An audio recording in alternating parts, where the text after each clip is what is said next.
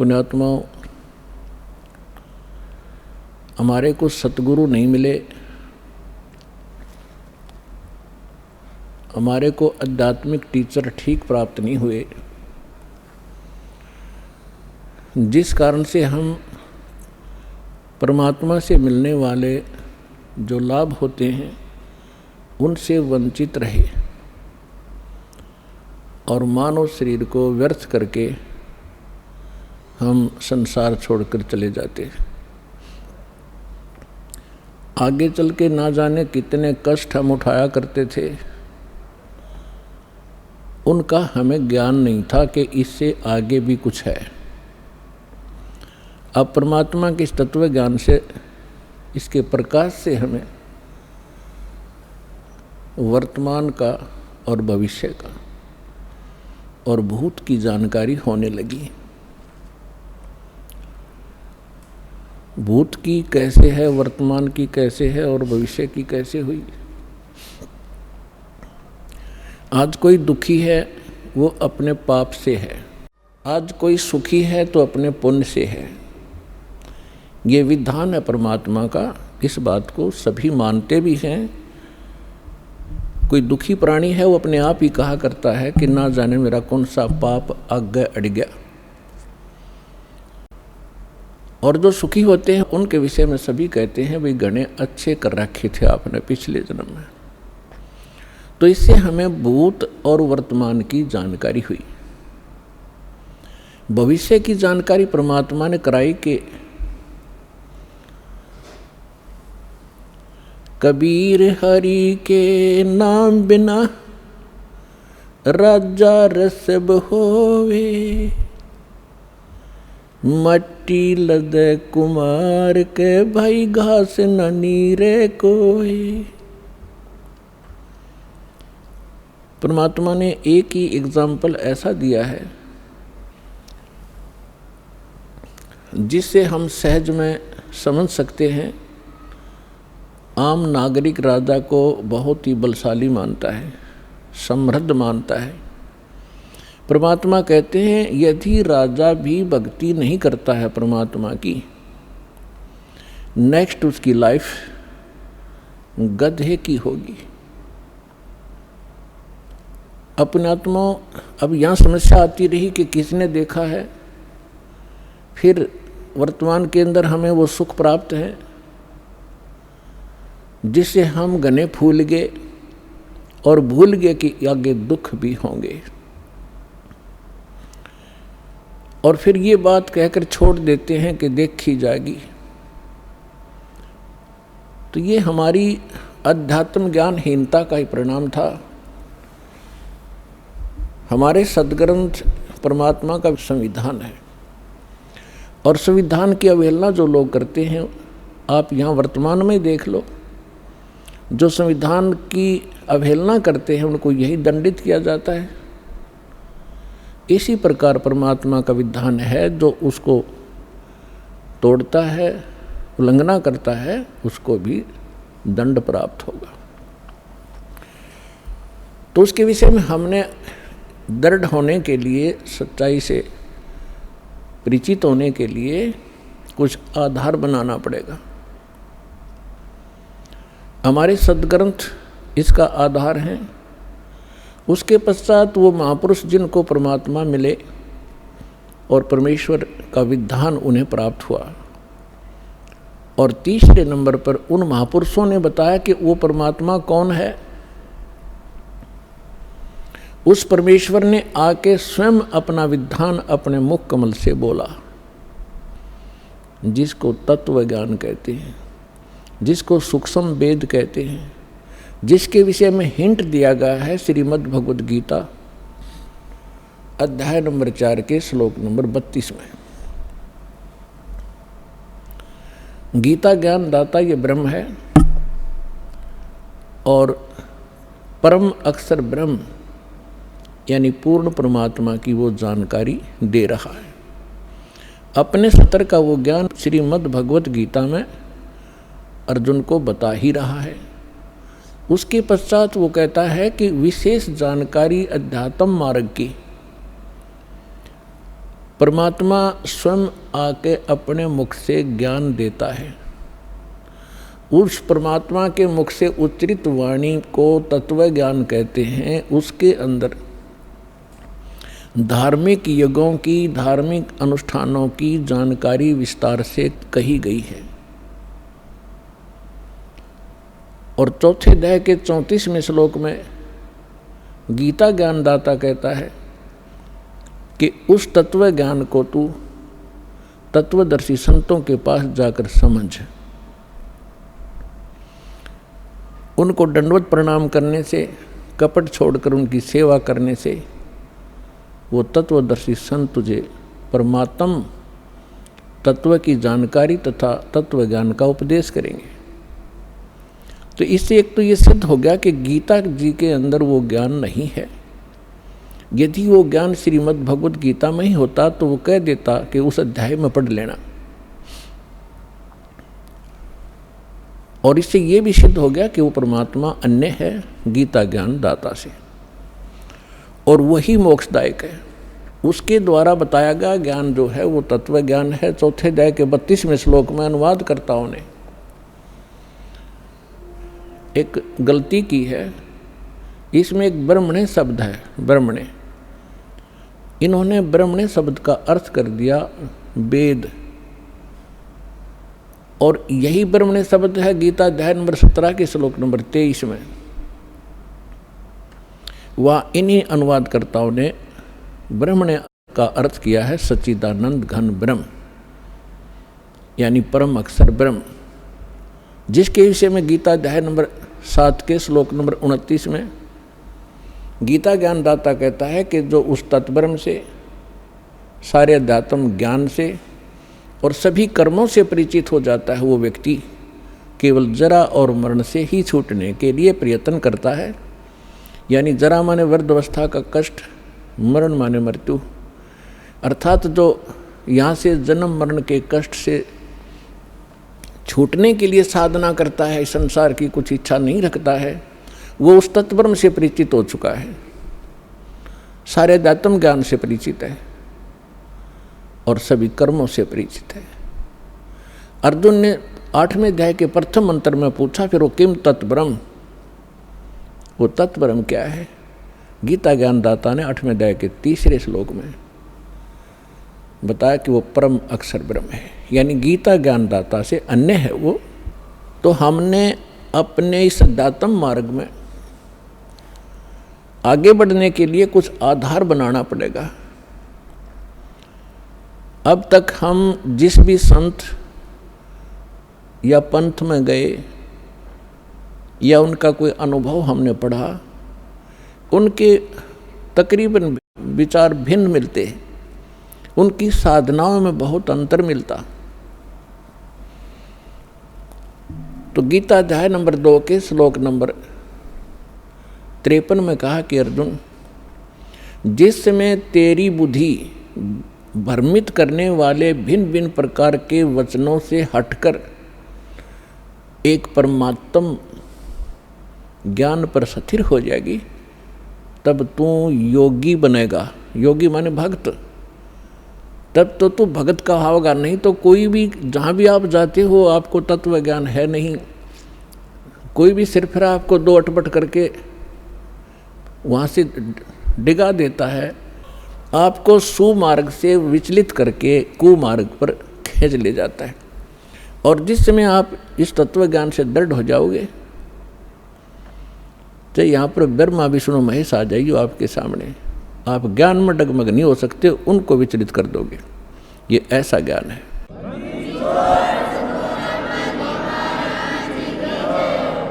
और तभी हम अपनी मंजिल पर पहुँचेंगे। रास्ते में ना जाने कितने ठग मिलते हैं भ्रमित करने वाले, तो फिर हम भ्रमित नहीं होंगे तो हम सुमार्ग पर अपने घर पहुंच जाएंगे, सतलोक चले जाएंगे, सदा हम सुखी हो जाएंगे जहाँ से हम आए हुए हैं। अभी तक हमें यही नहीं मालूम था हम आए कहाँ से हैं, हम यहाँ जन्म और मर क्यों रहे हैं।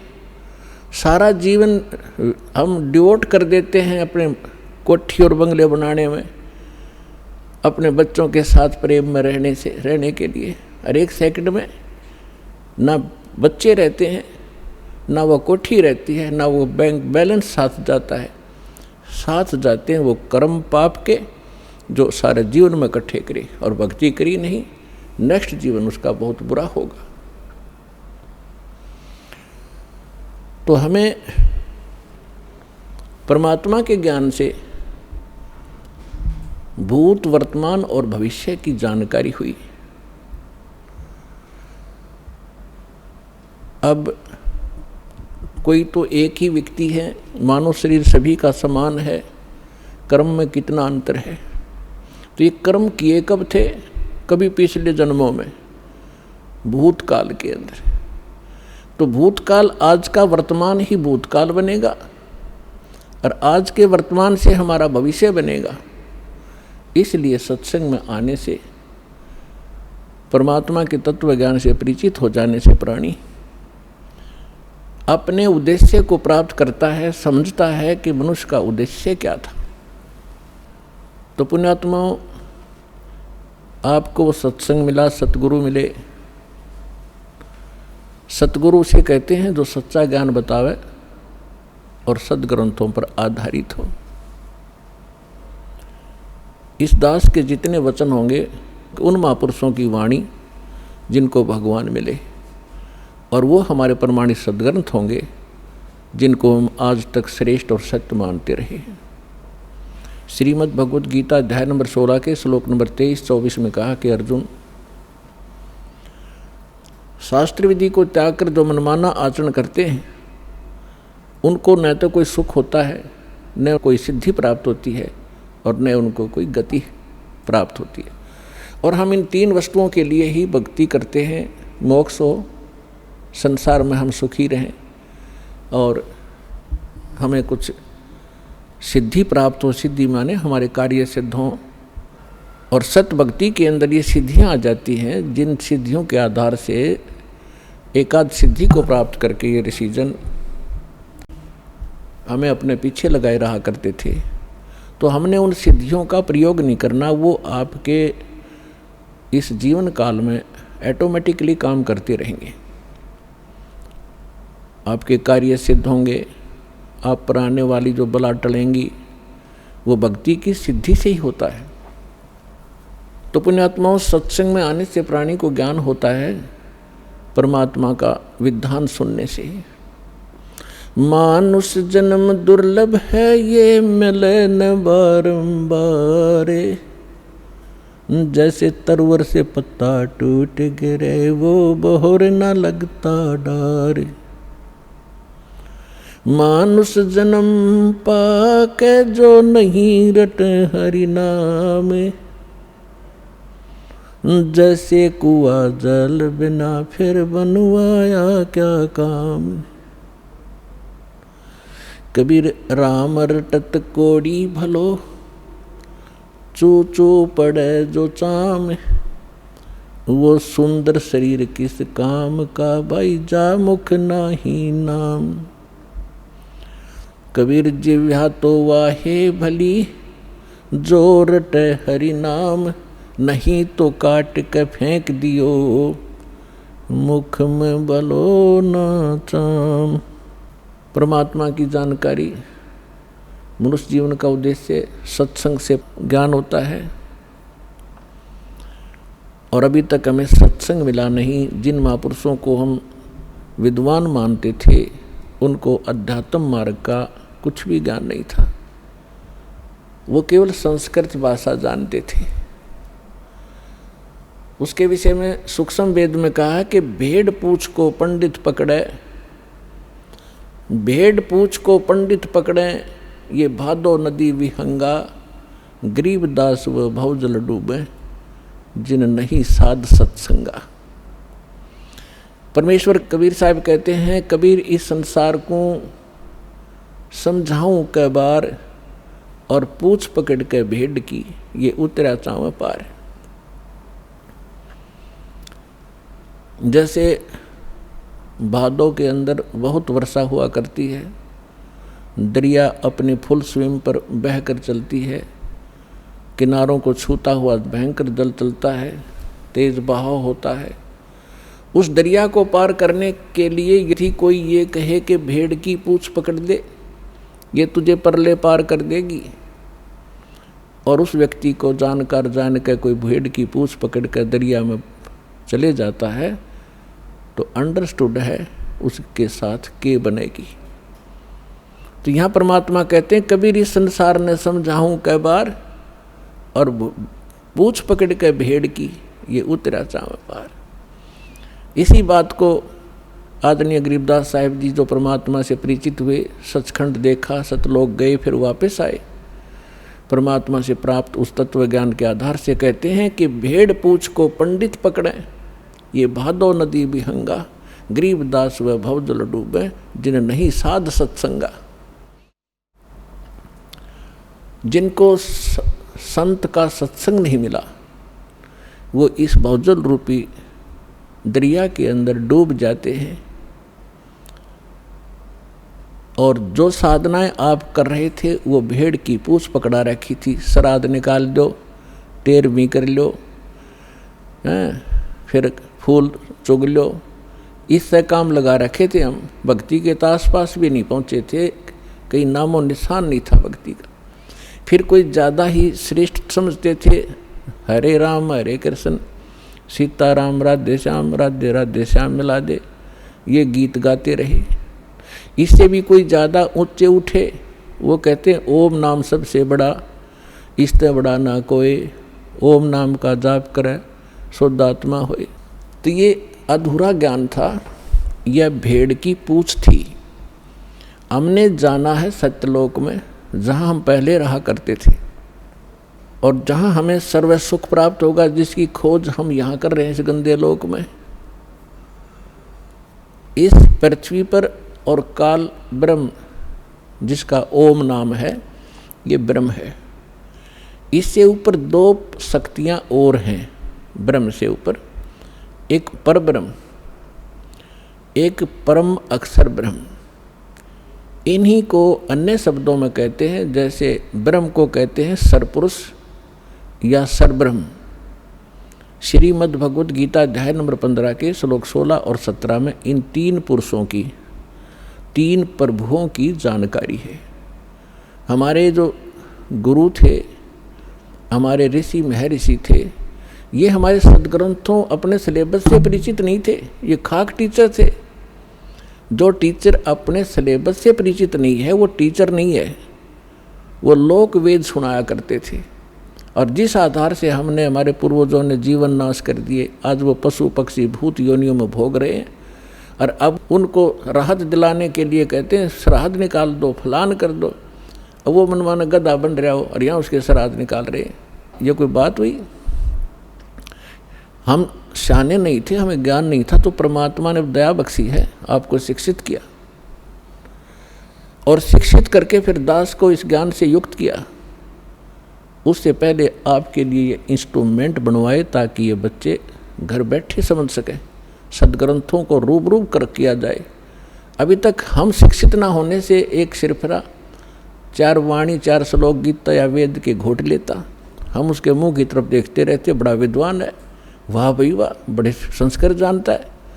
भाषा का जानना अलग चीज़ है, अध्यात्म का जानना ये विशेष ज्ञान है। तो जो प्रसंग चल रहा था कि जब तक हम अपने सदग्रंथों से परिचित नहीं होंगे तब तक हमें विश्वास नहीं होगा कि सचमुच हम जो सुना करते थे वो सत्य था या असत्य था। क्योंकि आज हम शिक्षित हैं, सदग्रंथ हमारे पास हैं, जिनके ऊपर आज तक हम लाखों वर्षों से आधारित रहे हैं, और आज वही हमें क्या संदेश दे रहे हैं तो 1 मिनट में समझ जाओगे, क्योंकि परमात्मा ने आपको शिक्षित बनाया है। तो यहाँ समस्या हमारे सामने यही अड़ी रही कि हम स्वयं परमात्मा के ज्ञान से परिचित न होने से ऐसे ही भटकते रहे, किसी ने जो मार्ग दिया उसी को हम जाप करने लगे। तो यहाँ 3 पुरुष हैं, एक सरपुरुष, सरब्रह्म भी कहते हैं इसी को, दूसरे शब्दों में इसको ईश कहते हैं। ईश ईश्वर, परमेश्वर, ये तीन अलग अलग प्रभुओं की जानकारी है। ब्रह्म, परब्रह्म, परम अक्षर ब्रह्म, इन्हीं को अन्य शब्दों में सरपुरुष, अक्षर पुरुष, परम अक्षर पुरुष या परम अक्षर ब्रह्म कहो। जो तीसरे नंबर का परमात्मा है वो है सबके लिए पूज्य इष्ट रूप में। और बाकी जितने भी ये प्रभु हैं, स्वामी हैं, पहले आपको थोड़ा सा डेफिनेशन ऑफ गॉड बताएंगे कि परमात्मा की परिभाषा क्या है।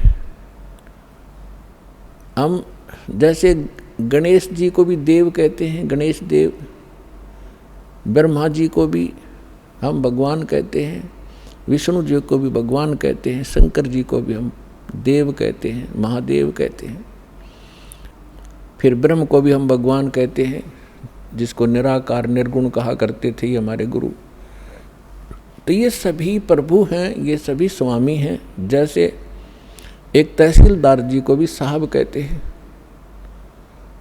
एक डिप्टी कमिश्नर को भी साहब कहा जाता है, कमिश्नर भी साहब कहलाता है। और मंत्री जी को भी साहब कहते हैं, मुख्यमंत्री जी को भी हम साहब कहते हैं, प्रधानमंत्री जी भी साहब कहलाते हैं, और राष्ट्रपति जी भी को भी हम साहब ही कहते हैं। साहब जैसे हम देव कहते हैं, देव कहो, राम कहो, साहिब को हम सच साहिब कहते हैं। जैसे हम कभी विशेष मूड में होते जब कहा करते हैं सच्चे मालिक, सच्चा मालिक कहो, सत्य साहिब कहो। साहब माने भगवान, सत्य माने सच्चा, अविनाशी। तो ये सभी साहब हैं, लेकिन अपने अपने सत्र के साहब हैं। तहसीलदार एक तहसील के अंदर उस सत्र का मालिक है। और इसी प्रकार अन्य जानो, मंत्री अपने एक स्टेट के अंदर एक विभाग का स्वामी है, मालिक है, साहब है। इसी प्रकार मुख्यमंत्री एक राज्य का साहब है, प्रधानमंत्री कई राज्यों के ऊपर मालिक है, साहब है। ऐसे राष्ट्रपति जी को जानो। तो इसी प्रकार ये जितने भी देव हैं अपने सत्र पर ये आदरणीय हैं। जैसे तहसीलदार जी है, उसको भी आप प्रणाम कीजिए, आदर से व्यवहार कीजिए, वो भी आपका काम करेगा। और इसी प्रकार मंत्री जी हैं, मंत्री जी का भी सत्कार कीजिए। यदि आपका प्रधानमंत्री जी के साथ संपर्क है तो ये कहने की आवश्यकता नहीं, ना बताने की, कि नीचे के साहब फिर कितनी आसानी से काम किया करते हैं, करना तो उन्होंने ही है। तो आज आपका मेल उस समर्थ शक्ति से हो चुका है, और जो उस समर्थ शक्ति की शरण में आ जाते हैं, फिर नीचे के जितने भी राम हैं, जितने भी ये देव हैं, आपके काम को बहुत आसानी से करते रहे। करना इन्होंने ही है, क्योंकि यहाँ की एक व्यवस्था बना रखी है। जैसे आपको सबसे पहले या मंत्र जो दिए जाते हैं वो उन्हीं साहबों के दिए जाते हैं। इस स्टेट के साहब हैं ये। इसके साथ साथ आपको उस परम पिता परमात्मा की भी भक्ति दी जाती है, जिसके साथ होने से ये साहब आपको बहुत आसानी से लाभ देते हैं। इनके ये मूल मंत्र हैं, ये इनकी पूजा नहीं है। यहाँ भ्रमित कर देते हैं ये सिर्फ रे कुछ जो 100, 200, 1000, 2000 को पीछे लगा रहे हैं नकली संत, और विशेषकर ये कबीरपंथी या राधा स्वामी धन धन सतगुरु वाले। ये क्या भ्रमित करते हैं कि देखो ये तो देवताओं की पूजा कराता है, ये तो प्रथम मंत्र ही देवताओं के देता है, और बात करता है सतलोक और सचखंड की। तो इसलिए प्रत्येक सत्संग में हम नहीं बता पाते, क्योंकि पूरे वर्ष के अंदर हमने एक सिलेबस कवर करना होता है। तो कभी कभी किसी न किसी सत्संग में हम अवश्य सुनाते हैं, इस तरह की एक विवेचन देते हैं। तो वो हमारी सीडी बनी होती है, उनको आप ले जाइए, बहुत सस्ते में यहाँ मिलती हैं आपको। ये अनमोल वचन है, आपके बालकों के भी काम आएगा, आपके भी काम आएगा। तो जो प्रसंग चल रहा है कि हम इनकी पूजा नहीं करते, जैसे एक पति भरता लड़की होती है, वो अपनी ससुराल में चली जाती है, पतिव्रता के गुण ये होते हैं कि वो अपने पति के अतिरिक्त अन्य किसी भी पुरुष में पति वाला भाव ना रखे। लेकिन उस पतिव्रता का ये अर्थ नहीं है कि वो किसी पुरुष की ओर देखे नहीं, या किसी को प्रणाम नहीं करे, या किसी का सत्कार नहीं करे। ये भी उस पतिव्रता के अंदर एक गुण होते हैं। आय का आदर करे, जैसे जेठ है, जेठानी है, ससुर है, सास है, छोटी बड़ी ननंद है, देवर हैं, उन सब का यथोचित आदर करे, उनके सत्कार करे, उनका काम करे। बर्तन धोने हैं, रोटी पौनी है, और कोई 100 काम करने हैं, तो उनको यथोचित सत्कार करे, मृदु भाषा प्रयोग करे, तो वो पतिव्रता सही है। और दूसरे शब्दों में वो पतिव्रता ठीक है, अपने पति के अतिरिक्त अन्य से 16 माथे ना बोले, तो वह पतिव्रता नहीं, वह कड़ियारी है, क्योंकि वो सारे घर में झगड़ा करवा देगी। तो इसलिए हम भगत भी तभी होंगे और पतिव्रता पद पर तभी चलेंगे जब हम सभी जितनी भी शक्तियां हैं उनका यथोचित आदर करेंगे। तो पतिव्रता पत्नी जब लड़की अपने सह परिवार में रहती है, ज्वाइंट फैमिली में, तो तब तक वो इतना अच्छा व्यवहार करती है, सबके साथ मेल रखती है, देवर के बच्चों को भी अपने जैसा समझती है, जेठ के बच्चों को भी अपने जैसा समझती है। उनको ऐसा नहीं लगता कि जैसे हम पराये से हों, लेकिन उसका जो भाव है अंदर से वो अपने पति के साथ होता है। और उसका पता उसको तब चलेगा जब वो डिवाइड होंगे, भिन्न भिन्न होंगे भाई, तो तब पता चलेगा उसकी आस्था किसमें थी। अपने हिस्से के सारे कटोरी, गिलास, चम्मच तक उठा ले जाएगी, अपने मकान में धर लेगी, एक चम्मच भी ना छोड़ दूसरों की ओर, और अपने पति के साथ चली जाती है। तो उस समय उस पतिव्रता का पता चला वह पूजा किसकी करे थी। तो इसी प्रकार हम यहाँ एक सह परिवार है हमारा, ये ब्रह्मा विष्णु महेश, ये देव हैं और यहाँ के अधिकारी हैं। ये एक विभागीय मिनिस्टर हैं इस एक ब्रह्मांड के अंदर। ब्रह्मा जी रजोगुण विभाग के, विष्णु जी सतोगुण विभाग के, और शंकर जी तमोगुण विभाग के। और इन अन्य जो देव हैं जैसे गणेश जी हैं, दुर्गा जी है, इनके भी हमारे इस अध्यात्म मार्ग में बहुत सहयोग है। अब इनका जैसे हमने अपने सतलोक जाना है, सब लोग जाना है, जैसे हम विदेश गए हों और हमने अपने देश में आना है और वहाँ हम कोई ऐसा बिजनेस व्यापार कर रहे थे, किसी कारण से हमारा वहाँ नुकसान हो गया, बिजली का कनेक्शन कट गया, टेलीफोन सुविधा बंद होगी, गैस की बंद होगी, तो हम कंगाल हो गए, असुविधाएं, हमारे सब सुविधाएं समाप्त हुई, हम महा दुखी हुए। और वहाँ से आप निकल नहीं सकते जब तक उनका सारा लोन क्लियर नहीं कर लोगे, आने नहीं देंगे, आपको नो ड्यू सर्टिफिकेट नहीं मिलेगा। और वहाँ कोई आपको ऐसा रहम दिल समर्थ मिल जावे, आपसे कहे कि आपका कनेक्शन पुनः चालू करवा देता हूँ अपनी गारंटी से, और आप नए सिरे से मेहनत करो, नेक नीति से मजदूरी करो और इनके टैक्स भरते रहना, बिजली वाले का बिल भरना शुरू कर देना, टेलीफोन वाले का कनेक्शन करवा देता है और उसका मेहनत मजदूरी करके अपना बिल भरना शुरू करो, वो सुविधाएं प्रारंभ हो जाएंगी।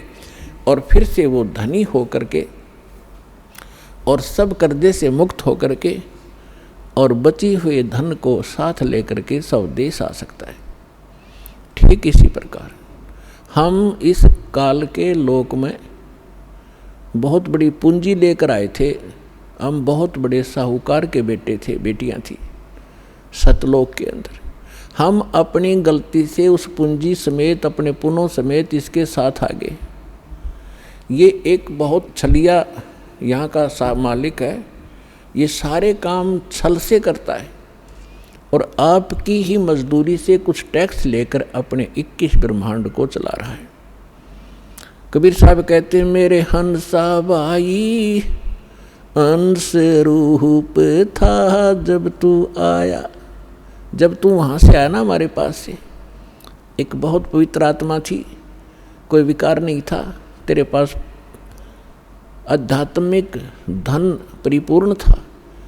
आज तू बिल्कुल खाली हो चुका है और गधे तक की योनि में जा चुका है पुण्यों के अभाव से। तो उन पुण्यों को पुनः प्राप्त करेंगे हम, उतने ही भक्ति युक्त होंगे जितने हम प्रारंभ में थे। तभी हम स्वदेश जा सकते हैं। बीच में हमने यहाँ से जाने का टैक्स भी देना है, किराया भी देना। जैसे जहाज से आते हैं तो वो किराया भी देना होता है और फिर पूंजी उससे अलग होती है। इसी प्रकार आपको ऐसी साधनाएं दी जा रही हैं परमात्मा ने, जो वास्तविक भक्ति थी वह अभी तक छुपा रखी थी, क्योंकि हम समझण योग्य नहीं हुए थे। और यदि आज से पहले परमात्मा ये मंत्र डिस्क्लोज कर देते तो ये नकली पंथ जो काल न चलवा रखे हैं, इनके पास भी वो मंत्र होते और यही ज्ञान होता। और वो अधिकारी थे नहीं, अधिकारी के बगैर कोई काम सफल नहीं हो सकता। जैसे एक पासपोर्ट बनवाते हैं, पासपोर्ट भी यदि अधिकारी से बना हुआ होगा तो आगे चलेगा, नहीं तो जब समय आने पर उसका पता चलेगा कि पासपोर्ट ही डुप्लीकेट है तो बहुत देर हो चुकी होगी और जेल भी जाना पड़ेगा। तो परमात्मा ने दया बख्शी थी कि ये अभी तक ये मंत्र गुप्त रखे थे। इसके पीछे बहुत बड़ी कहानी है, वो सृष्टि रचना से आपको पता चलेगा, समय आने पर बताएंगे।